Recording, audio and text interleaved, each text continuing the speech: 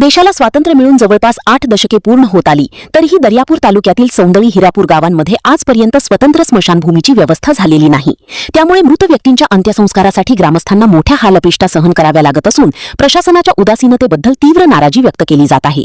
आज दिनांक 30 जुलै रोजी गावात महिलेचे दुःखद निधन झाले असताना पावसामुळे गावात अंतिम संस्कार करणे शक्य नसल्याने दर्यापूर येथील स्मशानभूमीत न्यावे लागले। त्यामुळे नागरिकांनी तीव्र नाराजी व्यक्त केली आहे। स्मशानभूमी नसल्याने अंत्यसंस्कारासाठी गावाच्या मागील भागात शेताच्या बांधावर जावे लागते।